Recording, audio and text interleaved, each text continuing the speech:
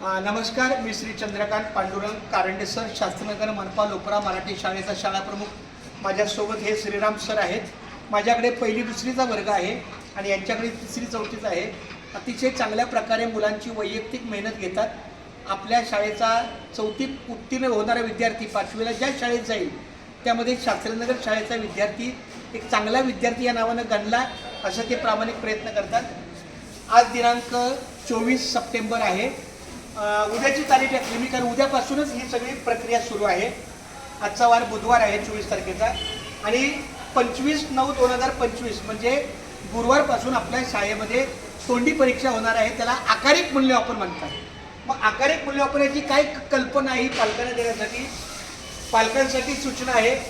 शास्त्रीनगर मनपा लोकरा मराठी शाळेतील सर्व विद्यार्थ्यांनी पालकांना कळवण्यात येते की सातत्यपूर्ण सर्वकष मूल्यमापन म्हणजे CCE1 परीक्षाची तोंडी परीक्षा, प्रात्यक्षिक परीक्षा म्हणजे उपक्रम यामध्ये म्हणजेच 60 आणि 70. आता हे 60 गुण म्हणजे तिसरी चौथी आणि 70 म्हणजे पहिली दुसरी अशी आकारिक मूल्यमापन आहे.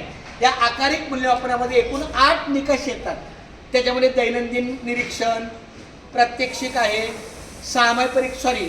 तोंडी परीक्षेचे गुण आहेत, स्वाध्याय आहे, उपक्रम आहे, अशा अनेक आपल्या नोंद वहीच्या सगळ्या तुम्हाला माहिती आहे. आपल्याकडे जी नोंद वही आहे त्या नोंद वहीमध्ये सगळ्या 8 उपक्रमाचे निकष आहेत. त्याला त्या विद्यार्थ्याला कसा आकार दिला जातो, आपल्या निरीक्षणातून विद्यार्थ्याला जसा आकार दिला जाईल, जसं निरीक्षण केलं जाईल, त्या निरीक्षणातून जो विद्यार्थ्याचा निकाल होईल त्याला आकारिक मूल्यमापन म्हणतात. प्रत्येक विद्यार्थ्याचे होणार आहे. त्यामुळे आता 25 तारखेपासून मुलांना आम्ही सांगणारच की दररोज एक मुलगा सुद्धा गरज राहणार नाही. त्याची आपल्या नोंद वहीमध्ये निरीक्षण नोंदमध्ये नोंद केली जाईल. बघा, आता पहिली दुसरी तिसरी चौथी आकारिक मूल्यमापनाचे गुण आहेत 70 आणि संकलित मूल्यमापन म्हणजे लेखी परीक्षा जी आता सामायिक परीक्षा 3 तारखेनंतर होणार आहे. त्याचं मी वेळापत्रक दिलेलं आहे. तर पहिलीला 70 गुण आहे आकारिक मूल्यमापन. संकलित मूल्यमापन म्हणजे लेखी परीक्षा 30 आहे, एकूण गुण 100. दुसरीला पण 70 + 30 100. तिसरीला मात्र आकारिक मूल्यमापन 60 आहे, कारण लेखी गुणांची परीक्षा 10 मार्काने वाढलेली आहे म्हणून हे 40 आहेत.